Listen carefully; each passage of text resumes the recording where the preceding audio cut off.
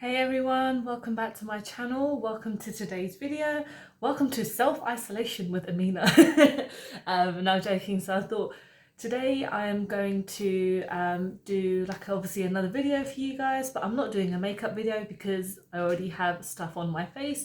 But today I thought I would do a list because Disney Plus is out in the UK finally.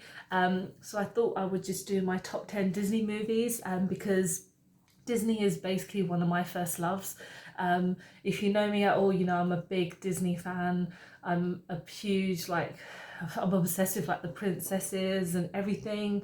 And yeah, I got Disney Plus, and it kind of got me an inspiration as to doing a list because we've got to find more ways to like keep my channel kind of a bit more interesting as opposed to me just doing the same makeup looks again and again. So I thought, let's do more lists. So I have more lists coming up soon. I know I promised to do my favourite horror films, which I have listed already, but I just need to film it. But I thought, because Disney Plus is already out, and while it's still relevant to talk about it, let's just talk about it, basically, even though Disney is taking over the world, as it seems. So in this list, I'm not including any of the Star Wars films because they're not Disney films, in my opinion. They're not, Leia, as amazing as a princess she is, she's not an animated princess, basically. And I'm not going to be doing any live action films, none of the Marvel films, any Pixar films. So I'm just concentrating on more Disney films. Not to say that I don't love any of those movies, they're just not in my list, basically. So, okay, so top 10. We're starting with number 10, obviously. We are starting with Robin Hood, and that came out in 1973. And I remember watching that when I was, oh God, I think I must have been about 10 or 12. And it's such an underrated movie. I know it's not a Disney princesses movie or anything like that, but it's just such a fun film to watch. And it makes me laugh so much because you've got Robin Hood and Little John working together and against King Louis. Is it King Louis? I can't remember, but the king. And when he like sucks his farm and everything like that, it just makes me laugh so much. And it just such a great reminiscence of my childhood, which basically all these films are, to be honest. But yeah, Robin Hood is definitely like top of my list.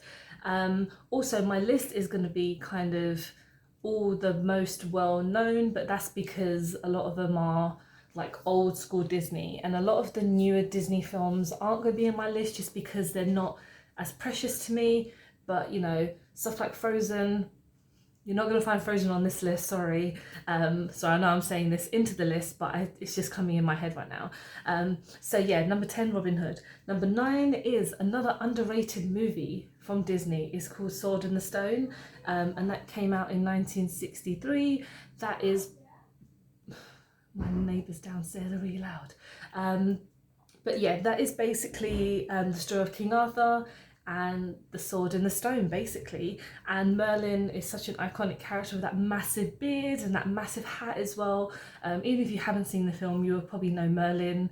And if you play the Disney app, the game where you like make your own park, Merlin's like one of the main characters in it because he's always like opening the area for you and this and this and that. So it's such a great reminiscence of classic Disney, and growing up watching that one as well. It's so underrated. If you haven't seen it, please watch it. And then number 8, we're getting into like the more popular ones now. So number 8 is Aladdin. You cannot go wrong with Aladdin. Basically, like Robin Williams as Disney. What am I talking about? As Genie. Sorry. It's amazing. Like he, for me, was always more of an actor as opposed to a voice actor. What's all this movement? But yeah, he basically steals that show. And I don't think I can name anyone else who does who like a voice actor in that film, apart from Gilbert Godfrey, who does the Iago. But like it's Genie's film. Basically, I haven't seen the new Aladdin. I know people have told me it's good, but for me, it's always going to be the classical. Just the magic carpet ride was just so gorgeous. I remember watching that for the first time, and when it brings tears to your eyes because it's just like, this is a beautiful magical world that we live in, and if we could have a magic carpet, we would all be able to like go and, you know, explore the world, but we haven't got there yet. But yeah, just Jasmine being quite a powerful woman. She was just like feisty and just like, yeah, I'm a princess, but I'm gonna kick your ass. And that's what I love about Aladdin. You know, Aladdin as a character is so strange because he will do whatever it takes to, you know, be with Jasmine, but she's just like, you're deceiving me, you're an arsehole, blah blah blah. But you know, I haven't, like I said, I haven't seen the new version, so I don't know, really can't really add into that, but it's more about the classic animated version. But all the characters are fantastic. Like even Jafar is such a great villain. It always scared me when he became a snake at like towards the end, like the snake, and also when he became like the powerful genie as well. Hang on, I'm trying to remember, was it him he turned into a snake, or was it Genie that turned into a snake? I think it was, yeah, it's been such a long time since I've seen them, but I just, yeah, sorry, my mind has gone blank on that aspect, but I think it is Jafar that turns into a snake. Anyway, number 7, you guys will probably think I know nothing about Disney. I do, I promise. It's just my brain is, I'm still half asleep, and I'm just very happy, excited talking about Disney films. So number 7 is The Lion King, and I know a lot of people are like, oh my god, this should be lower down on your list. Hear me out. Okay, so this came out in 1994. It's amazing, one of the probably the first Disney films I ever watched when I was growing up. And obviously that opening scene, I'm not gonna sing it because I will sound either racist or stupid or both. But as soon as that song comes on, oh my god, it sends shivers down my spine. It is just, you know, when you get the hairs at the end of your arm, every time that song plays, I just swell up, because it's just such a beautiful song, and just everyone coming together to meet Simba for the first time. It's just, oh, if you know, a lot of people would know how I'm feeling right now when you hear that song, and when like the Circle of Life song, obviously, and obviously hearing all the other songs. Like, it's such a great soundtrack, and obviously Elton John as well, and just everything brought into that film is gorgeous. And I know it should be lower down on my list, but the other ones just are a little bit more special to me in that sense. Like, obviously you can't beat Lion King in that aspect, but for my list, this is my list, but yeah, Lion King's amazing. Again, I haven't seen the remake. Because I've got Disney Plus, I might check it out, but I really, you know, nothing ever is ever going to beat the original, because it's a live action when everything is animated, so that kind of does not work for me. And obviously they're not going to use real animals to you know, act out and everything, which is, you know, a stupid idea in itself. But yeah, animated movie and that Remember Who You Are is just one thing that will stay with me forever, because you should not forget your roots and where you come from. And yeah, basically philosophical hour. And now number 6, we are going on to The Jungle Book, one of the old school Disney films that came out in 1967. And I remember watching this when I was super young with my dad. We used to call my brother Mowgli because he would look like Mowgli.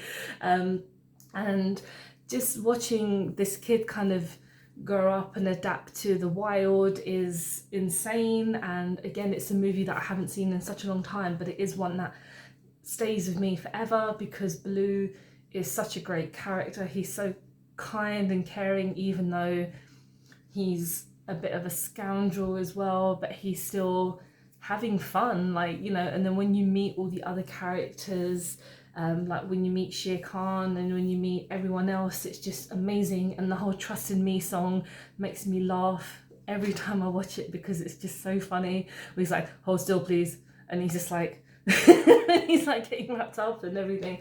It's just a film that makes me smile. It reminisces of my very young childhood, you know, my young childhood, does that make sense, when I was much younger than when I watched some other films, if you know what I mean. But yeah, that's definitely one that I love so much. Obviously, I haven't seen the, you know, the live action version. I might watch them, I don't know. I'm gonna say that with every single one that I, you know, haven't watched. I think the only one that I have seen is Beauty and the Beast, and I liked it. But I'll talk more about that later. So number 5 is one of the most underrated I don't know if it is underrated now, but back in the day, it used like no one used to talk about it. Hunchback of Notre Dame. That movie is just so amazing. So that came out in 1996. So that's more of a modern day kind of Disney movie. But oh my god, I love that film. Like oh my god, my mind's gone blank. But Esmeralda, she is just one of the most gorgeous. She's not a princess, but she is like the most gorgeous character, like female characters, and just the whole film is, you know, very just. I don't know, it's very difficult to kind of like talk about it, but it's such an amazing film. And I love, you guys, if you don't know, I'm a big Universal Monsters fan, so I love the black and white version with Lon Chaney when he played the Hunchback of Notre Dame, but I watched that much later on in life, and I'm kind of like, oh, they made a cartoon version based on that version, obviously, because I think it's a book as well, probably is a book, and yeah, whenever I used to watch that as an animated movie, I used to feel so bad for Quasimodo, like when he would, you know, become the fool when he was like locked on that wheel. It would always, as a kid, traumatize me, because I'm like, these people are taking the mick out of this guy who's got a deformity, he's different from everyone else, and no one's helping him, and it would just make me so sad. But just the kind of feel about the film, it's gorgeous, like it's so beautifully made, like when they're in the chapels, like just the glass is just gorgeous. I love stuff like that. And yeah, again, Esmeralda as a character, she's just so powerful, very empowering, standing her ground, you know, just, you know, being amazing basically. And then we're talking number 4, and talking of empowering women, we're talking about Mulan. So that came out in 1998, so much later on from a lot of these other Disney films. She's not a princess, but she is badass basically. And again, the new live action movie is coming out soon. I don't know if it's been pushed back, but I don't know if I'll go and see it. There's no Mushu, so what's the point? I know this is more adapted on the kind of actual story as opposed to it being an animated film, which is fine obviously. But when I first watched Mulan, it was just like a girl is hiding who she is to kind of help her family, and just kind of, yeah, just standing her ground and representing her family, I guess. But yeah, amazing. And obviously Be a Man is the most amazing song in the whole world. That probably has to be one of my karaoke songs, because it is just so, it's so powerful. Like every time I hear it, I just feel like every time I hear it, I feel like I can take on the world. Even if I'm sitting at home, I'm like, be a man, and it's like, I'm gonna take over the world sitting on this sofa. Like, it's such a great song. But yeah, like Mushu, like Eddie Murphy, he is the most hilarious person ever. It's amazing. But yeah, I mean, we'll see how the new one is. I don't really care for it as much, to be honest. It looks cool. I haven't really, well, I don't know why I'm talking about this new version, but the classical version is just fantastic. You can't beat it. And just even, yeah, all the characters are great. The grandma is amazing. When she kind of like gives her the cricket, and it kind of like goes loose and all that stuff. Yeah, amazing. We're coming up to number 3, so we're coming quite close to the end. But then number 3, we have Snow White. She is the ultimate princess, I guess. Is she yeah, she's a princess at the end of it. So that came out in 1937. That was, I believe, apart from Steamboat Willie, one of the first Disney movies to ever be made. And she is just so gorgeous. I remember when I was young and her voice used to really annoy me, because she's like, hello, goodbye, and I'm like, what is that voice? And I remember, and now you know as an adult that she is basically like 13, 14 years old, and of course she's going to talk like that. She kind of reminded me of how like Marilyn Monroe speaks. But yeah, I love everything about Snow White. She's like the kindest soul, and she gets treated like shit basically. But then obviously when she meets the dwarves, like they are, you know, very welcoming, apart from Grumpy, because he's grumpy. That's fine, we all have a bit of grumpiness. But yeah, just the whole kind of story about her meeting the prince, and just like him kissing her is very cute, a bit weird, but very cute at the same time. And of course, like Rammstein did like a homage sonnet video based on Snow White. It's a very, I mean, homage being the sense of like it not being very similar. If you've seen that video, you know what I'm talking about. It's a bit crazy, but yeah, Snow White is one of the most beautiful movies. I could watch that again and again. If as soon as it finishes, I could watch it again. It's that amazing. Now our last two, you might even be able to guess what they are. Number two is The Little Mermaid. Oh my god, I just love talking about this film so much. So this came out in 1989, and God, I don't even know what I can say about it without even like welling up. It is just one of the most amazing films ever. I could always kind of relate to her being different out of my family, always wanting to like rebel and wanting to kind of explore everything, and when they're like, no, you need to stay home, you need to do this, you need to do that, and blah blah blah, and finding someone who accepts you for, well, it's a bit weird not accepting who you are, because obviously she changes who she is to be with Eric, but I don't know, when you kind of look at the end of it, you know, he accepts her for being a mermaid, even though her dad's like, all right, I'll give you some legs, just go away, it's fine. But like Ursula has to be my favorite villain of all time. She is just badass. She is just so fun. She is just like, I'm living my life. I'm a bad bitch. I'm gonna, you know, take your voice. I'm gonna try and steal your man. I'm gonna talk to your dad. I don't care. I'm living my life. And she just has fun, and that's what I like in villains. Villains who take stuff too seriously, I'm a bit like, you know, that's a bit too much for me. But if they're having a good time, Ursula's definitely one of those characters. Yeah, a little bit like the songs, you can't go wrong. Like I can't remember what's the name, but she's got everything. Like, just, I love that song. It makes you so happy, because it's just one of those songs, again, they're karaoke songs, and you can just sing along and have a good time. And obviously Under the Sea is like probably one of the most iconic Disney songs ever. It's just, everyone knows the lyrics for Under the Sea, because it's just embedded into our brains so much. It's so catchy, it's so fun, and you wish you could live under the sea, basically. And now we come to our number one. It's such an obvious choice. If you've seen my list of top 10 films of all time, it's in that list. But it is Beauty and the Beast. That came out in 1991. Yeah, I watched it yesterday, and it was basically like, you know, the first thing you watch when you watch Disney Plus. And from the beginning, I was just like, Beauty and the Beast, because I've seen it a million times, but it, you know, like a ritual where like the first thing you watch on Disney Plus, and it was that. And again, every time I watch the ballroom scene, I am welling up so much, and I don't know why. It's just the way that Belle just treats Beast is like so kind, so generous. Just like, you know, for her dad be like, you know, you need to go home, be safe. I will be in this castle with this thing, and just, yeah, it's just such a great film. Like, Be Our Guest is probably one of my favorite songs of all time. It's just, it makes me happy. Actually, all the songs in that film make me happy. It's just such a beautiful kind of, it's a film for everyone.